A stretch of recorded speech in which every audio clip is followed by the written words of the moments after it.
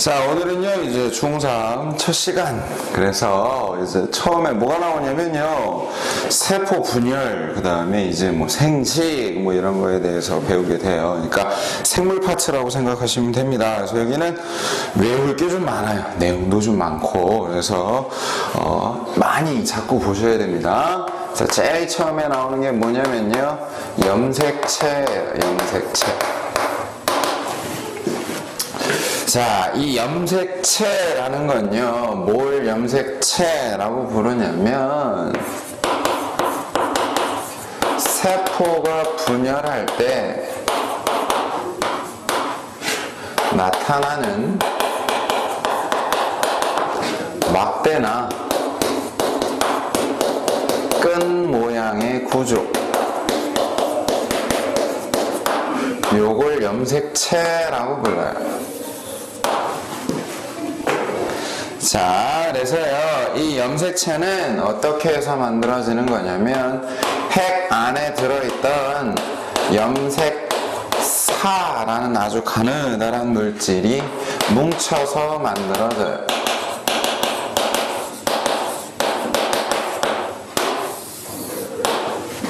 자, 그래서 이 염색체는요, 우선 어떤 특징이 있느냐? 첫 번째, 이 염색체 안에는요, 뭐가 들어있냐면 유전 물질이 들어있어요. 즉, DNA가 들어있어요. 그래서 이 염색체가 바로 유전에 관여하게 됩니다.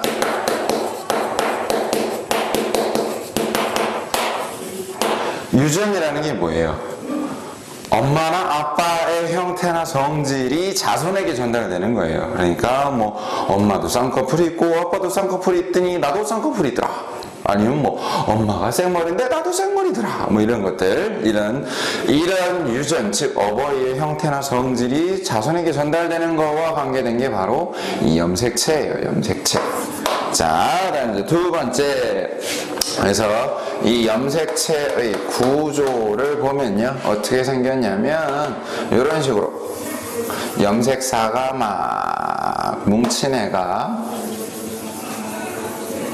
막대나 끈 모양의 구조로 나타나요. 그래서 이때 요거 한 가닥 있죠, 요거 한 가닥을 우리는 뭐라고 부르냐면요, 염색분체라고 불러요.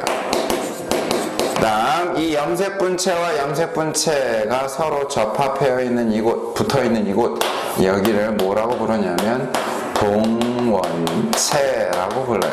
그래서 나중에 이 동원체, 방추소라는 게 달라붙어서 염색체를 양쪽으로 잡아 당겨주게 됩니다.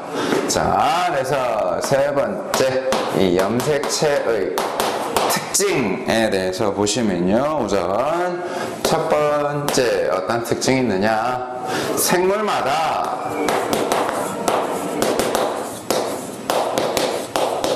그 수가 일정해요. 그러니까 같은 생물이라면 같은 수의 염색체를 가진다라는 거예요.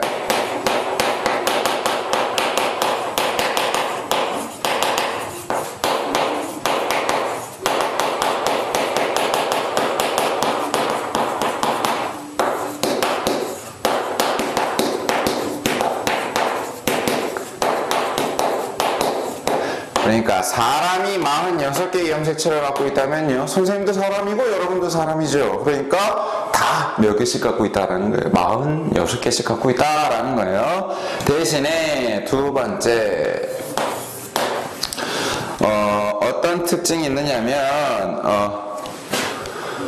말을 좀 바꾸면 틀린 말이 돼요. 뭐냐면 염색체 수가 같다고 해서 같은 생물인 건 아니에요.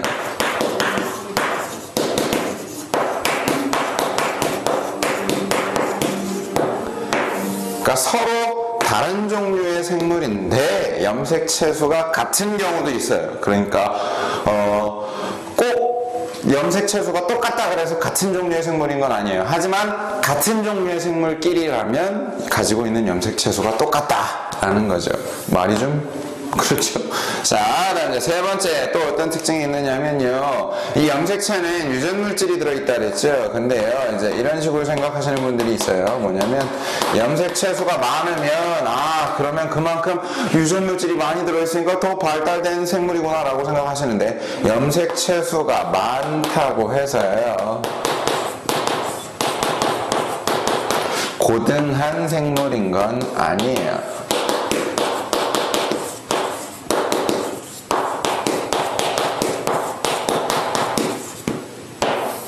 예를 들어서요, 사람은 46개, 46개의 염색체를 갖고 있지만요, 고릴라 같은 경우에는요, 48개 갖고 있어요. 사람보다 2개나 더 많아요. 그럼 만약에 염색체 수가 많다 해서 더 고등한 생물이라고 치자면, 고릴라가 사람보다 더 고등한 생물이에요. 그럼 우리는 입장이 바뀌겠죠? 그죠? 자, 다음, 이제 네 번째. 그래서, 이 염색체는요, 어떻게 표시를 하느냐, 염색체는 어떻게 표시를 하느냐, 항상 EN이라고 표시해요.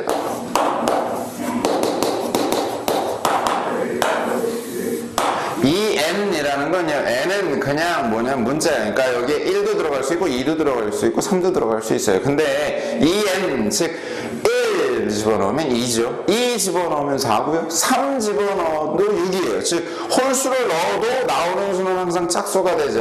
그러니까 EN으로 표시한다라는 건 짝수로 존재한다라는 거예요. 그럼 왜 짝수로 존재하느냐? 우리가요, 유전물질을, 염색체를 유전받을 때 어떻게 돼요? 자, 애기 만들어질 때 아빠의 정자와 엄마의 난자가 결합해서 애기가 만들어지죠. 그러니까 아빠 유전자도 들어있고요, 엄마 유전자도 들어있어요, 나한테는. 그죠? 그래서 아빠도 조금 닮고 엄마도 조금 닮고 뭐 이런 특징이 있어요. 그죠? 즉, 내 몸 안에는 아빠 염색체, 엄마 염색체 각각 한 개씩 들어있어서 쌍을 이루고 있기 때문에 항상 짝수로 표시합니다. 즉, 부모로부터 각각 한 개씩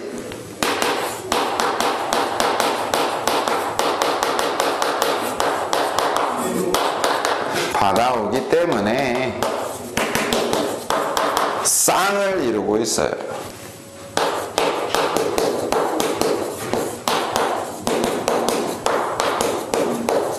그래서 짝수, 즉 EN이라고 표시를 하는 겁니다. 자, 그 다음 이제 보시면요, 다섯 번째, 요 염색체의 종류에는요, 어떤 것들이 있냐면, 우선 첫 번째 상동 염색체라는 게 있어요. 자, 이 상동 염색체라는 건요, 어떤 염색체를 상동 염색체라고 부르냐면, 크기나 모양이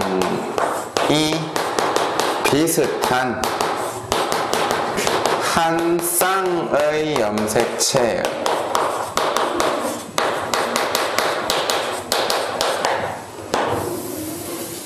근데요, 그러면 이렇게 생각하시는 분들이 있어요. 아까 선생님이 염색체 구조는 이런 식으로 생겼다 그랬으니까 이거 한 쌍 이렇게 생각하시는데, 이게 아니라 요런 게 하나 더 들어있어요. 그래서 이거 한 쌍, 이걸 상동 염색체라고 불러요. 주의하셔야 돼요. 자, 다음 두 번째, 상염색체라는 게 있어요. 상염색체.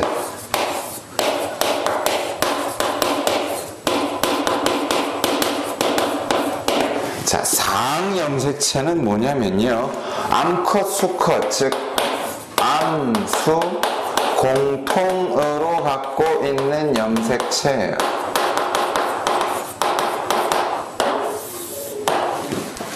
다음 세 번째, 성염색체도 있어요.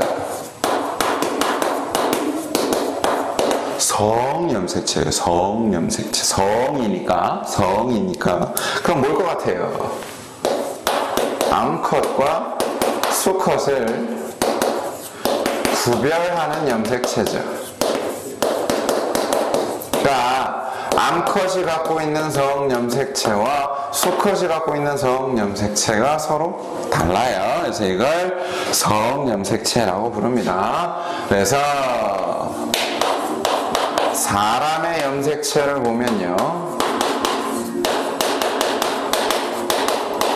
자, 사람은 총 몇 개의 염색체를 갖고 있느냐면요. 46개의 염색체를 갖고 있어요. 즉, 23쌍의 염색체를 갖고 있죠. 그래서 사람은 표시할 때 어떻게 하냐면 EN은 46개 이렇게 표시를 해요. 자, 그래서 이때 사람은요, 남자, 여자 두 가지가 있죠. 그래서 우선 첫 번째 남자 같은 경우에는요, 44개의 상염색체와 그 다음에 X, Y라는 성염색체를 갖고 있어요. 다음 두 번째, 여자 같은 경우엔 44개의 상염색체와 X라는 성염색체를 갖고 있어요. 그래서 이때 요 44개는요, 남자든 여자든 다 갖고 있어요. 그래서 이걸 상염색체라고 부르고요. 그 다음 요 뒤에 거 XY, XX, 남자와 여자가 다르죠. 그래서 얘네를 뭐라고 부르냐면 성염색체라고 불러요.